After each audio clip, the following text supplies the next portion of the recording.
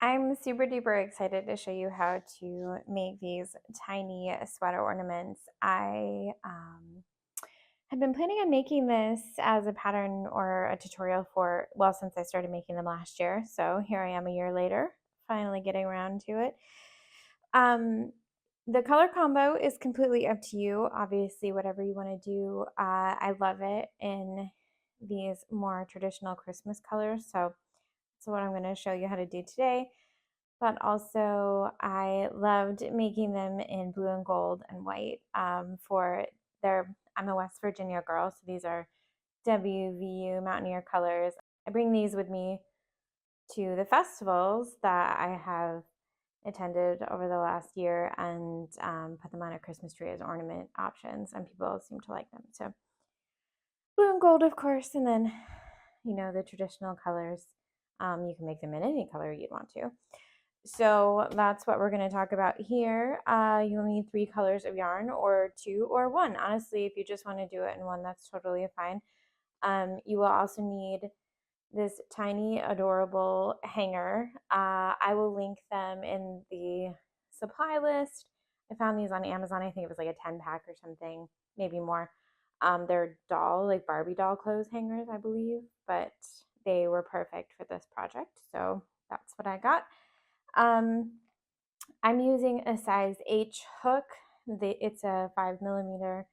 You can use whatever size goes along with the yarn that you've chosen, because it's this pattern is not really size dependent. You can make it as large or as small as you want. The yarn that I'm using is Big Twist Value. I've kind of moved all of my projects over to using this yarn because I like having consistency in what colors are available, and I know my Joann is always going to be carrying all these, so it's for me a lot less stressful that I know that these are going to be available. I used to use a Karen, I think Simply Soft, and it felt like the colors were always just completely at random, and when I would fall in love with one color, it would end up I wouldn't be able to find it, or whatever. So anyway, that's what I'm doing, is switching to Big Twist Value. Again, it's just a worsted weight.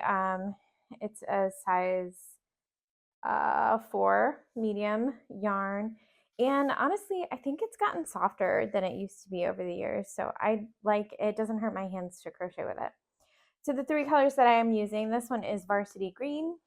I've got Deep Red, which I like for Christmas more than just the traditional like bright red color, and then Ivory or Off-White. So these 3 are the colors of choice, and let's get moving.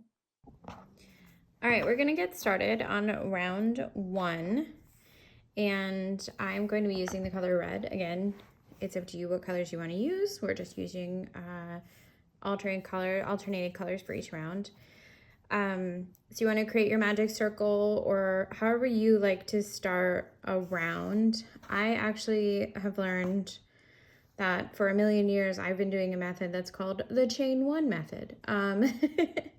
I have found it easier to control the middle of my, I really like the hole to be close in the middle, and for me the magic ring is not magic. I like doing the chain 1. I don't know why, I like it better. But so just do whatever works for you. You can either make a multiple of chains and join that and do the round that way. You could do your magic ring, or you can do it like I do. So I just start with a chain here, and then I'm going to chain 3, because throughout this whole thing we're going to be using double crochets, and the chain 3 is counting as our first double crochet. So we're just going to yarn over and go back into our first chain space and pull up a second double crochet, and then we're going to do a third double crochet into that ring, and that is our first granny square cluster. The first round here is going to have a total of 6 granny square clusters because we're making a hexagon.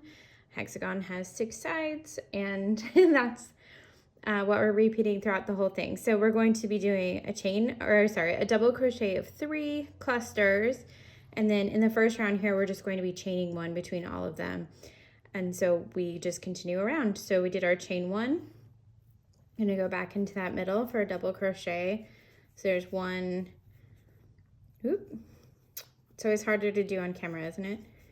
2 double crochets and a third double crochet and a chain. And so here's our 2 clusters of granny squares right there. We're going to go back into the middle and do our third one with a double crochet, 2 double crochets, and 3 double crochets and a chain space. So again, you can see we've got our 3 clusters right here, and we're going to go back in for a 4th. There's double crochet, 1, 2, 3 with a chain, and then we're going to go back in for our 5th set of double crochets, 2, 3 with a chain. So you can see we've got 1, 2, 3, 4, 5 clusters. We're going back in for our very final one. And if it's starting to get tight, that's just what happens in this, because we got a lot of double crochets in one little chain space.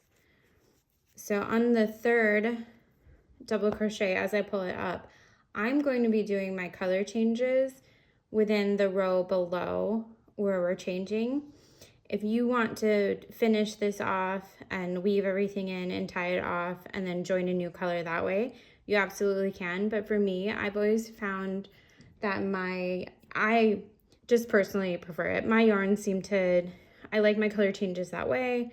The yarns and the knots stay tighter. I've never had anything come loose when I've done it this way, so it's just my preferred method, but you can do it how you want. So how to color change like I do it is I leave my last 2 loops on the hook from my final double crochet.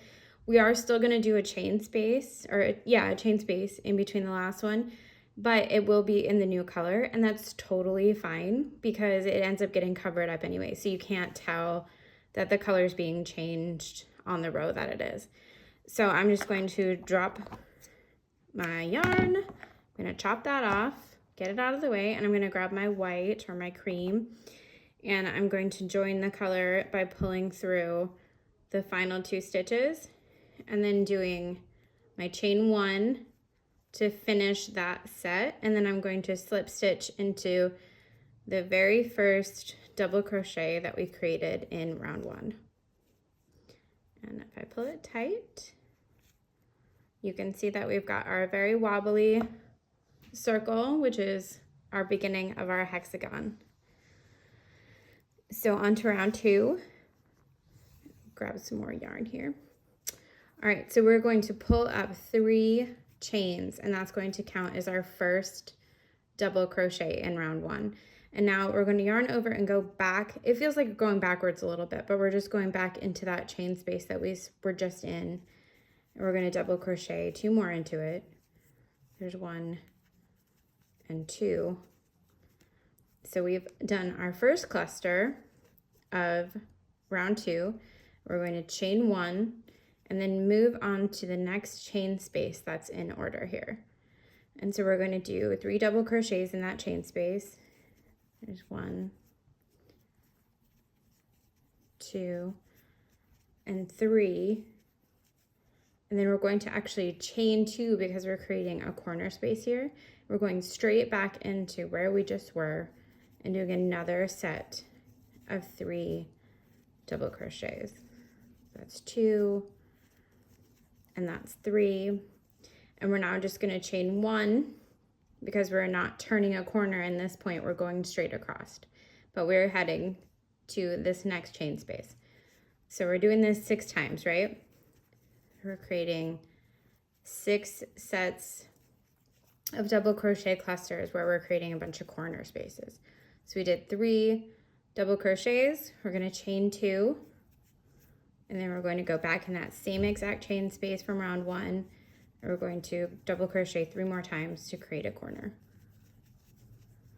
And if your middle comes a little bit loose as you're going, that's okay. There's a lot of yarn going on in this. There's a lot of stitches going on in this very small space.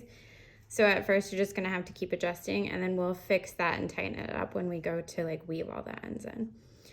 So we just finished that last double crochet. We're going to just chain one because we're heading straight across. We're not turning a corner right now. So here we go with another set of clusters. Here's 1, 2, 3 double crochets. We're going to chain 2. We're going to go back into that same chain space.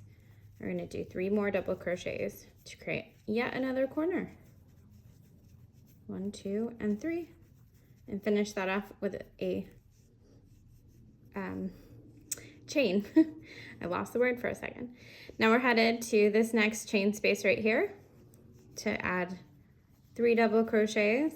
1, 2, 3.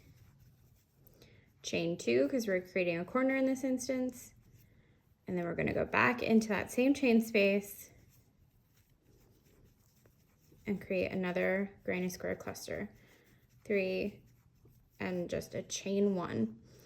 So we've got 1 more chain space to go with that same pattern. So we do 3 double crochets, 2 chains, 3 double crochets, 1 chain, and then we'll end up where we started. So there's 1, 2, 3 with 2 chains, go back into that same chain space, 1, 2, 3, chain 1, and now we are heading to close up our second round with a set of 3 double crochets in that original chain space, 1, 2, 3, but since I'm doing a color change right here, I'm going to stop, I'm going to clip my yarn, I'm going to grab my final color, and I'm going to change colors in that row, and then do 2 chains and join to the very first double crochet that we created, which is actually a chain of 3. And we have completed the second round, and again, you'll see that it's not flat at all. It's very wobbly because we're creating a 6-sided item, not anything that would stay flat how we're doing this. And we are ready to roll into round 3. All right, for round 3, we're going to start just like we did the round 2. We're going to bring up 3 chains and think of that as a double crochet. And then we're going to go back into that chain space that's slightly behind you and make 2 more double crochets and chain. And then we're heading for this chain space right here, right next to us. And we're going to do is double crochet 3 times. 1, 2, and 3.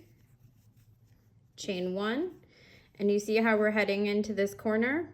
So we're going to be doing the cluster like we did before. So we're going to do a set of 3 double crochets, a chain of 2, and then 3 double crochets in that same exact chain space. So we create an even bigger corner because we're just going to keep gradually adding more stitches as the rounds go. Honestly, if you kept doing this, you could make your own Hexi cardigan because it's literally all it takes is just going straight, turning a corner, going straight, turning a corner, and it creates like one half of it, so like one sleeve, and then you do it again for the other sleeve. But it's neither here nor there. We're making an ornament, right? So we're going into this chain, into this corner with 1, 2, 3 double crochets, 2 chains, and then we're going back into that same space because we're at a corner, and we're doing 1, 2, and 3 with a single chain. And now we're headed for this next chain space with a granny square cluster. So 1, 2, 3 double crochets and a chain. And we're coming around to this next corner. So we're going to 1, 2, 3 double crochets with 2 chains to amplify that corner. We're gonna go back into that same chain space with 1, 2, and 3 double crochets and a single chain. So we're getting there. We're almost done. This is such a quick project. You're gonna love it. We're heading to the next chain space.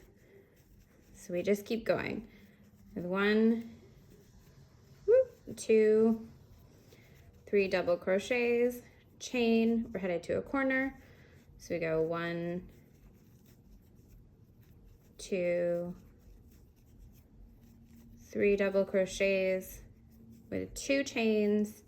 We're going back into that same chain space to create another corner. 2,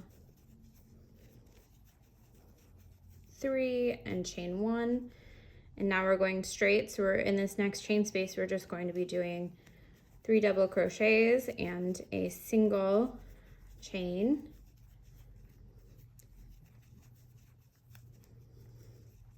We're headed for another corner. So we've got 1, 2, 3 double crochets, 2 chains, and then we go back into that same spot with another set of double crochets. This one we're finishing with a single chain. We've only got 2 more sides to finish. And you see it starts to fold and it starts to make a little more sense than it did on the first couple of rounds. The first couple of rounds are so tight, and then it definitely gives you more room to work after a while. So we're heading into that next chain space. So we're just gonna do 3 double crochets, chain 1, we're headed for a corner. So we do 3 double crochets and chain 2. So there's 1, 2, and 3. We're gonna chain 2. We're gonna head back to that same exact chain space to finish our corner with 3 double crochets. 1, 2, and 3. Chain 1. We've got one final naked spot right here. We're going to do just 3 double crochets. 1, 2, 3, chain 1, and we're headed back to that very first chain space. So we're going to do 3 double crochets in that first chain space because it is a corner. 1, 2, 3, and we're going to chain 2 and then slip stitch to the very first double crochet, which again was a set of 3 chains, and we're going to tie off our yarn. And we have created this very floppy little hexie, but once you start to play with it, you see that it just kind of naturally folds onto itself. And so you've created one entire sleeve of your sweater. And so next we're just going to go ahead and weave all of our ends in before you create that second, or you can wait to the end, but grab a big eye needle, a yarn needle, and you're going to just tie in the ends and make it real tight. So you close it up and then weave at least 3 different directions. Ooh, getting all my yarns messed up here. There we go.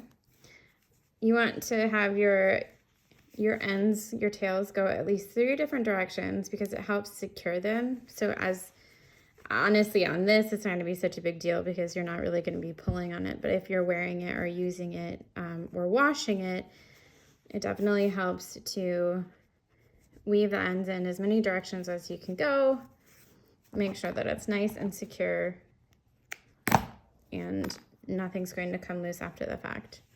So see how that center is nice and closed now. I'm just going to go ahead and off camera weave in the rest of these ends so we can get going on putting everything together. All right, we've got this little cutie all with all the ends secured and everything, and I went ahead and made a second hexagon So I've got 2 ready to roll because I didn't think that you needed to watch me make a second one. It was the same exact method. So we just need to join these to just put them together. So get your 2 sleeves folded, like how you're going to have them assembled, and kind of just get them next to each other. And all that we're going to do is take a length of yarn and a big eye needle, and we are going to stitch them together. So my favorite method to join is essentially an invisible join, where we're just working in the back loops only, and we're zigzagging. We're just going back and forth, back and forth, back and forth until we get to the top. And that way it's like a really clean join, and you don't see it when you go to pull it at the very end. So have your 2 sleeves here lined up with each other, and we're just gonna open them up so we can get to the corners. So again, this is the bottom of, like, the bottom hem, and the middle, the center front here, and then these are going to be your top shoulder sleeves. So we just kind of open it up, and you find your chain space, because that's where we're going to be aligning them. So we're going to do back loop only, and you pull your yarn through, leave a little bit of a tail because we're going to need to weave that in. And see, so now since I went this way first, we're going to be coming back. So we're going to grab this back loop and this back loop and weave it through. Then we're going to go to the next back loop and go back the other way and do that just all the way up. So we just go to the next double crochet, but using back loops only. We're just going to go back and forth, back and forth, back and forth, all the way up till we reach the top front of our sweater. Like that I'm saying sweater, but it's so tiny. One of my friends asked if it would fit on the Elf on a Shelf, and I do not know. I did not pull it out, but I bet you $1,000,000 it will. So if you want a new sweater for your Elf on the Shelf, this would probably be a great little addition to that. So we're going through our last back loop, and then we're going to work in the chain space also. And just kind of pull that tight. So see, when it lays flat, it's really nice and neat, and you don't have like a big bumpy seam or anything. And so we are going to, so you have less ends to tie in when we go to finish everything. We're going to be working, because we ended going this direction, we're going to be doing the same thing, but we're going to be doing it on the sleeve. So here I'm going to flip it over so I can get my bearings about me. And so we were just in that corner chain space. We're going to do the same thing here. Go back through that corner chain. And then we're going to, doing back loop only, zigzag our way to the end of the sleeve.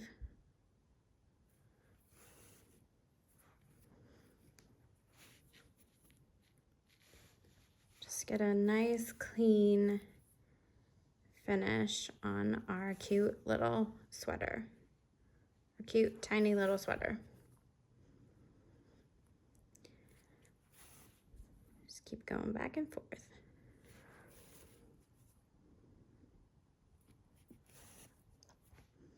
I prefer, when I'm actually making like larger things, I do join as you go crochet for granny squares, because I'm lazy and I don't like sewing after the fact. But there are some times that you have to sew afterwards, this being one. Or I made a granny square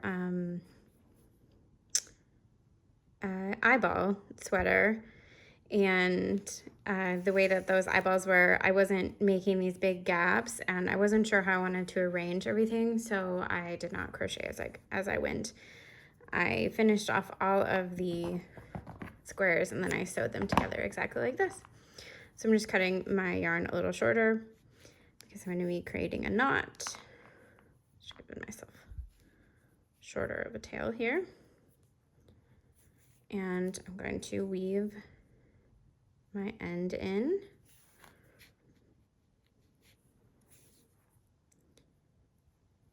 Just like we did when we were finishing our squares. I guess our Hexis. We'll go through and tie this end off as well. And then I'm going to sew up the back and the second sleeve just like we did the front and the first sleeve.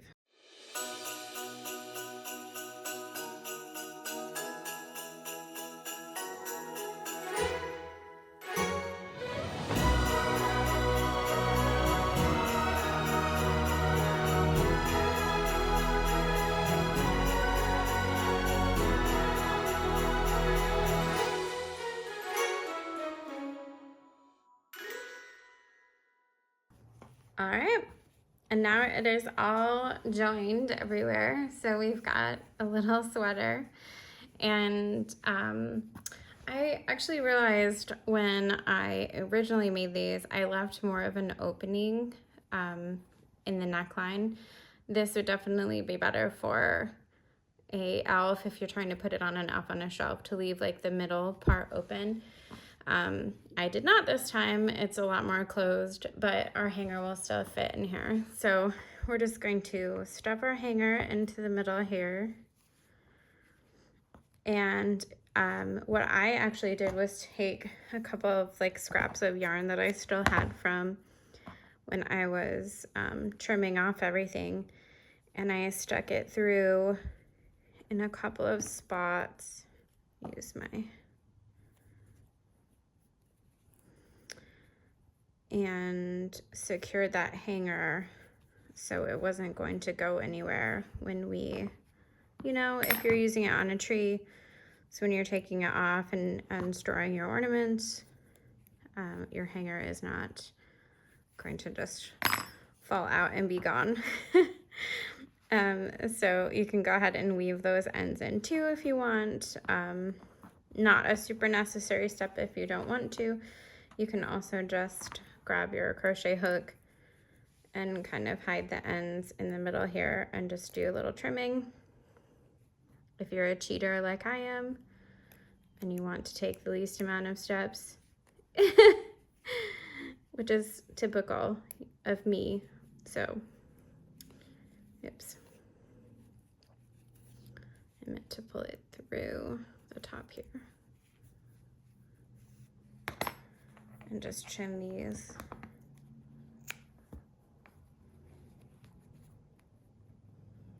So they're just kind of hanging and hidden in the middle.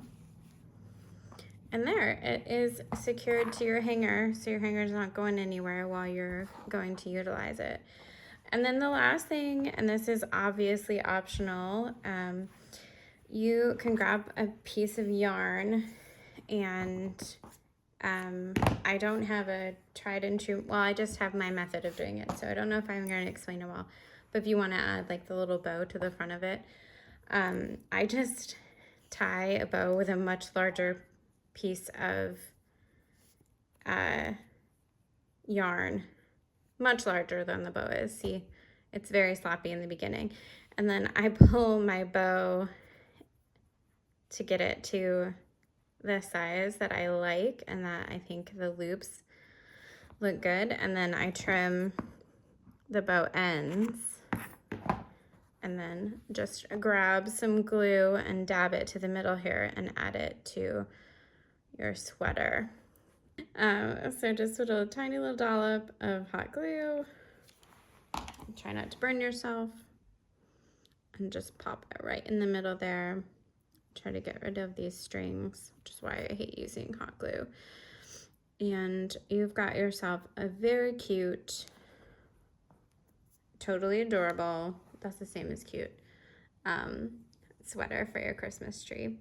Or whatever you want to use it for. Again, if you want to try and put on an elf or like a doll or Barbie or something, I'm sure it would fit. I just don't have those always readily available to try on, but it's a very sweet little ornament, and I think it's so fun to make and be great for little gifts, just kind of anything. I almost put like, you could put little patches on this, or I mean, decorate it however you'd want, but I think it would be so cute on your tree. I hope this tutorial was helpful. I'm looking forward to seeing all of the items that you make with this quick little tutorial. If you do, make sure you tag me at Wild+Wanderful blog on Instagram, or I'm on Facebook with Wild+Wanderful. I'm looking forward to seeing what you make, and I hope you have a great day.